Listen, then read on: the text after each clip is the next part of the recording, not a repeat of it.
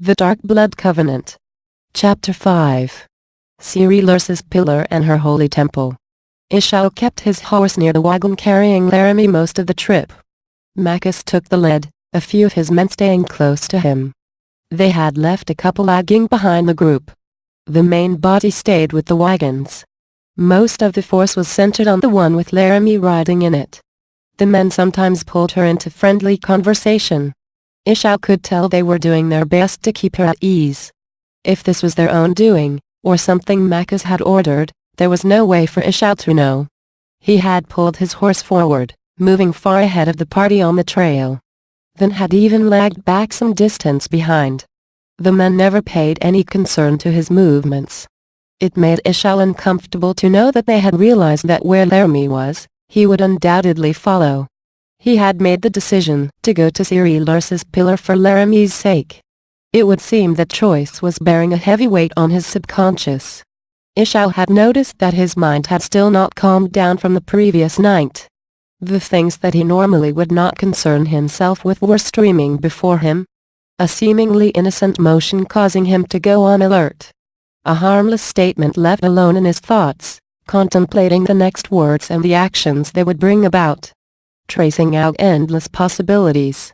From there breaking down the most likely, however illogical. One thing Ishal knew for certain. These thoughts he would keep to himself. No one needed to know. At least that is what the paranoia in his mind whispered too loudly to be ignored. He moved along the ranks to come side by side with Maccus.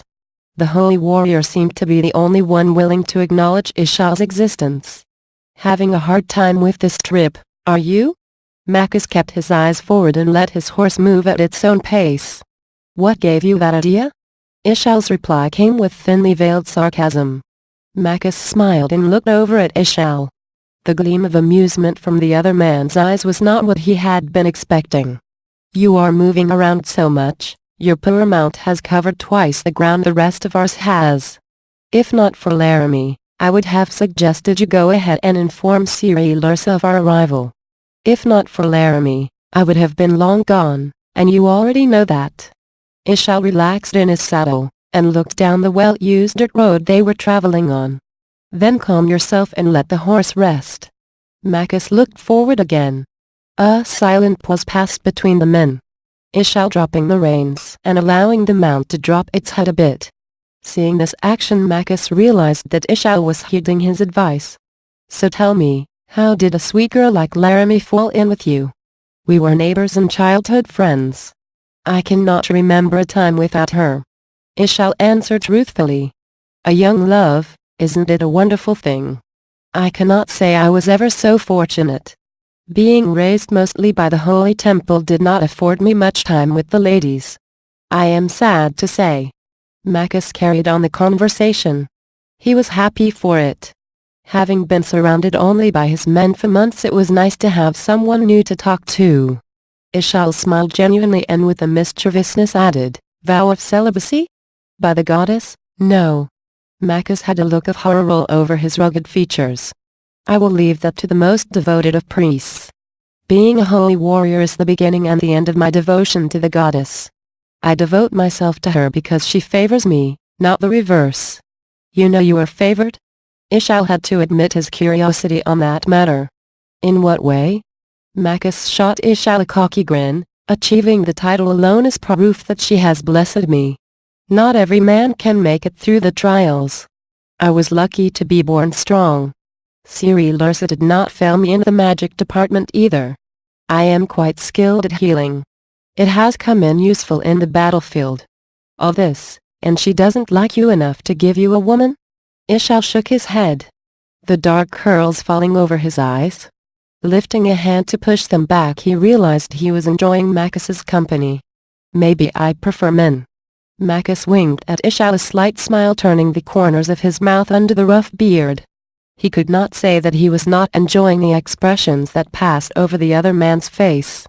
The thought had clearly never occurred to Ishal. Satisfied that his remark had struck home, Maccus added, I prefer to think the Ceri-Lersa is just fiercely jealous of me and refuses to share my attention with others. To be honest, this is the first decent conversation I have had with another human being outside the holy warriors for some time. Ishal shot a distrusting look to Maccus. You prefer men? Maccus burst out laughing so hard it startled the mounts.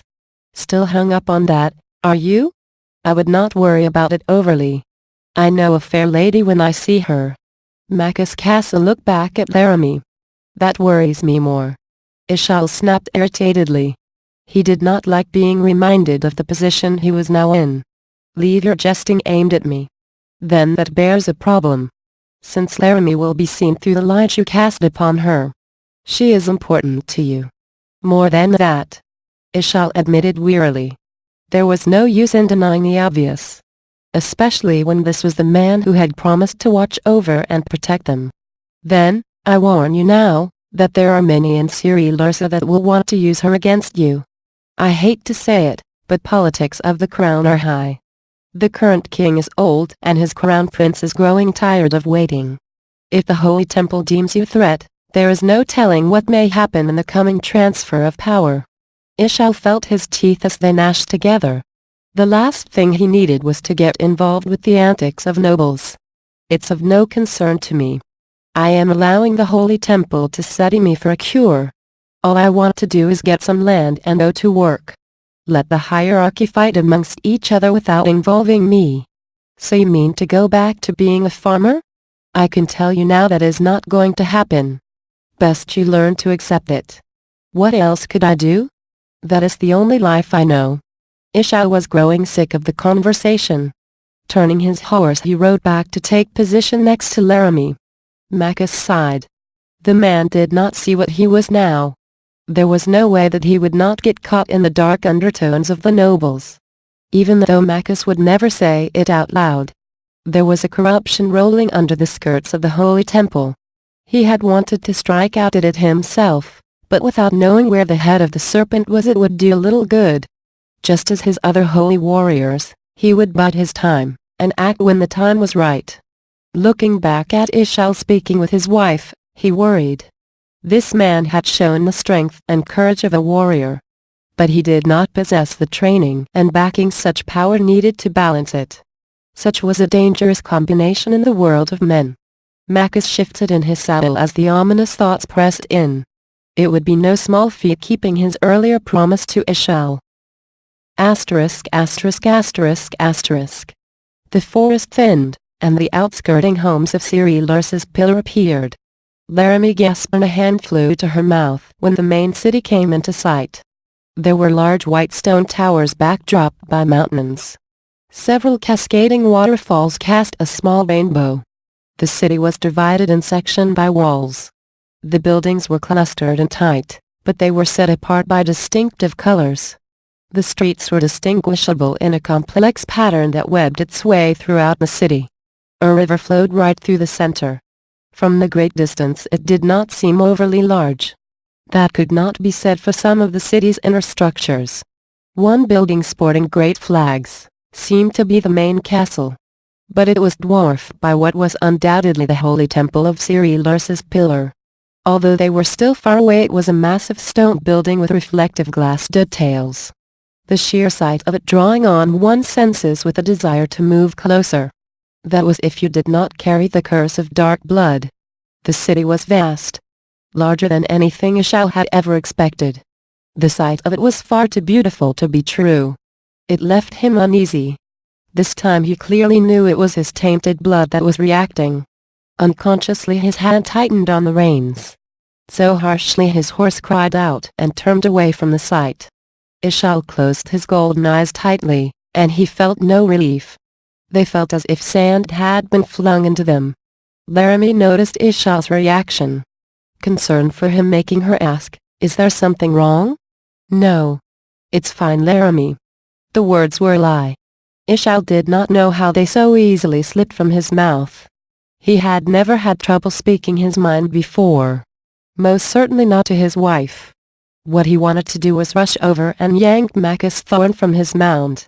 Ishal wanted to demand the reason for bringing him right into the heart of hearts of the goddess's power with the demon's curse upon him. Just looking at the city caused a realization of the peril it carried for him. Anxiety that was coursing through him was the least of his worries. How was he to exist in this place? Ishao was not given a choice. With no one realizing that he was having a reaction to the area, the small army moved on. They made their way down into the main streets just outside the inner city gates. One of the guards stationed there moved to hold them up. Lord Thorn. The man stood before the holy warrior's massive charger. I have received word from the holy temple that you are to wait here until Priest Everns has a chance to speak with you. Maccus scowled down at the man. It was not the guard's fault. He was merely following orders, but if they thought that would keep Maccus from voicing his displeasure, they were wrong. My men and I have been rerouted at least 4 times this deployment. We have played ambassador to Areloshi forces, policed small uprisings, dealt with spies, and fought a demon army. Now that we finally arrive on the doorstep of our homes, we are to be turned aside to await more orders? I apologize for the inconvenience. Not getting butter with your bread is an inconvenience. This is disrespect. Maccus dismounted his horse, thrusting the reins to the man. They can hold my men, but no one can tell me that I can't enter Ceri-Lersa's pillar, a side word from the king himself. I sincerely doubt that pompous ass, Everns, went that high in his orders. The holy warrior stalked his way through the gates and no one made a move to stop him. The guard holding the horse, which pointed ground sensing the irritation of its master, could only stare after him. Maccus wasted no time making his way to the holy temple, each step causing him to burn with anger. Storming his way into the temple and through the halls until he came to Priest Everns' study. The door thrown open and it hit the wall rattling on its hinges. The frail priest looked up from his books and scowled. They were supposed to hold you at the inner gates, Lord Thorn. That said, he turned back to his scribblings. His actions meant to dismiss the holy warrior until he wished to deal with him. So I was informed. As you can see, it did not work out the way you expected. Maccus took 2 long strides before coming up short. If he got closer to the priest Everns, he would probably try to choke him.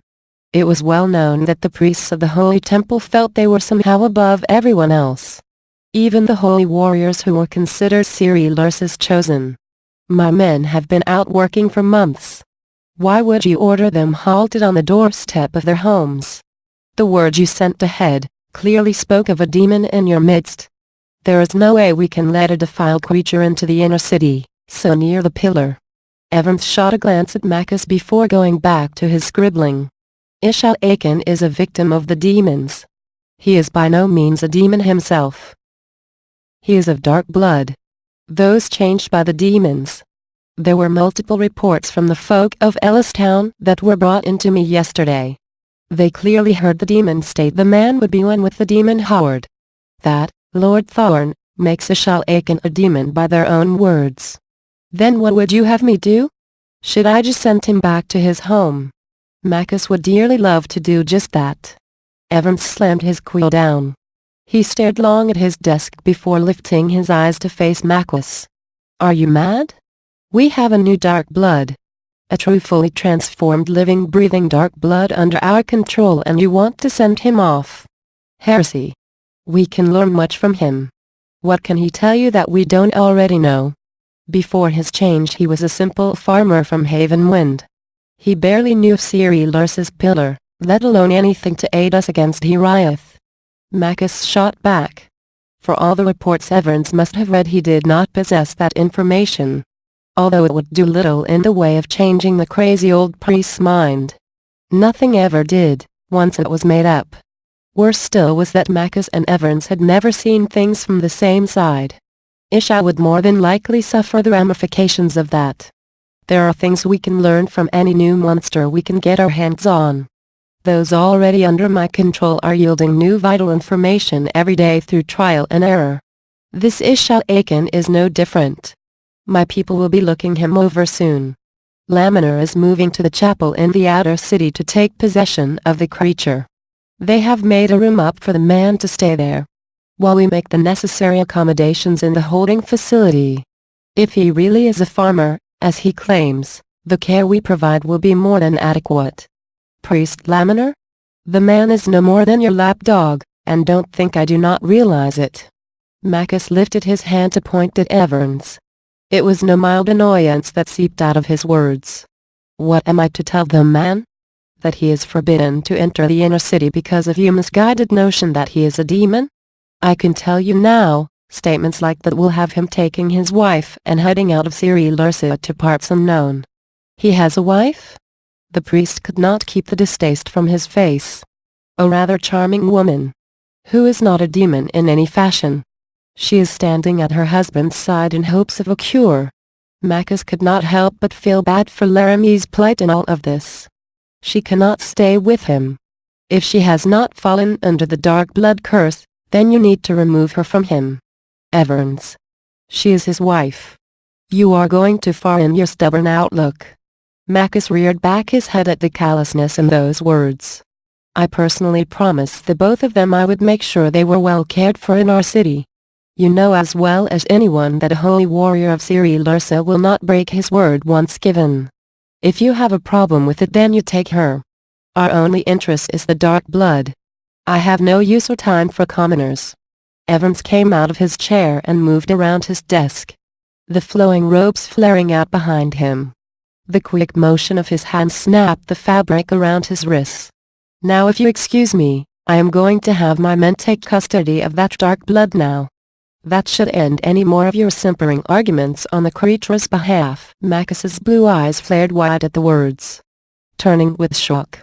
If Everns was going to treat Ishal as a demon before his wife, all hell would break loose. Maccus was sure of it. Swearing under his breath, he rushed to stop the impending disaster. Asterisk asterisk asterisk. Ishal looked up to see the guards forming at the gates. Their hurried movements showing something was amiss. He could see it in their eyes. They were pausing now and then to cast quick looks toward him. A man in flowing golden robes strode through the stone arch, looking over the displacement of soldiers and then letting his eyes set on Ishal.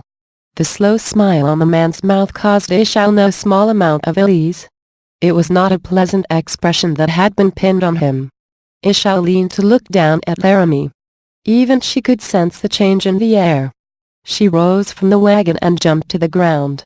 A hesitant hand resting on the wooden frame. Ishal Akin, name yourself. Everns shouted. It was purely ceremonial. Ishal could see the man already located him. He sat high in his saddle. I am Ishal Akin. Everns turned to the men standing before the inner city gates. Take him into custody, under my authority given of the holy temple of Ceri-Lersa's pillar. Maccus rushed through the gates. He came behind High Priest Everns and shouted. By my command, no one lay a hand on him.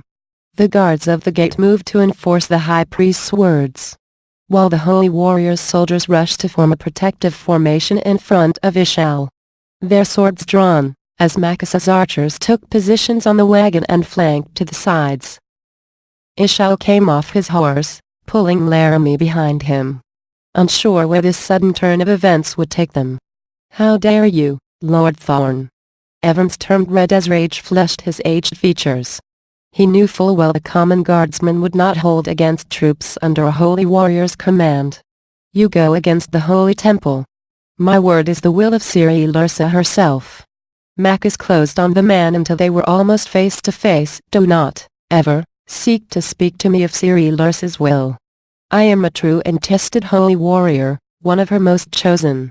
You may teach her will to the people and transcribe her word, but only holy warriors acts of her will. My instincts in this tell me that Ishal Akin is not to be treated as if he were some lesser human monster. Do not use this as a means to bring more strife between the Order of Holy Warriors and the priests of the Holy Temple, Lord Thorn. We are a united force for Ceri-Lersa's greatness. Everns hissed back.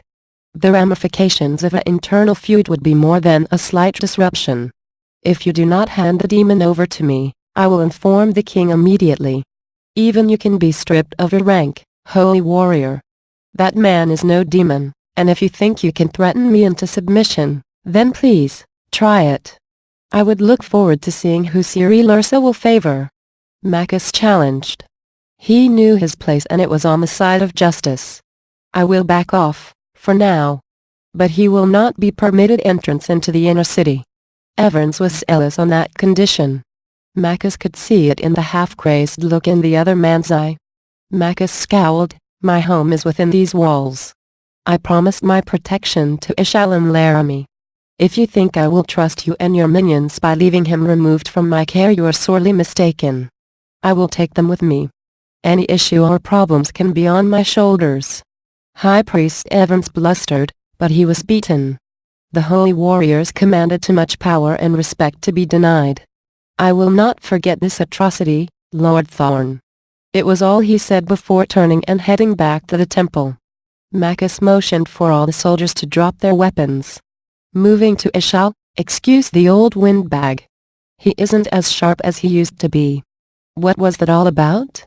Ishal felt Laramie place her hand on his arm. She peered around him and up at Maccus. Misunderstanding and fear. Do not worry over much about it. He will have to petition King Safiel to do anything. Such matters take time, and lots of it. Maccus knew the system well. But for now the two of you will be staying in my residence. Even within the inner city gates the holy temple has far-reaching powers. I promised my protection and you will have it. With that Maccus moved to take up his horse and lead the group through the gates unrestricted. It was the first taste Ishal had of the political powers at play within the great kingdom. Sadly, he sensed within his core it would not be the last.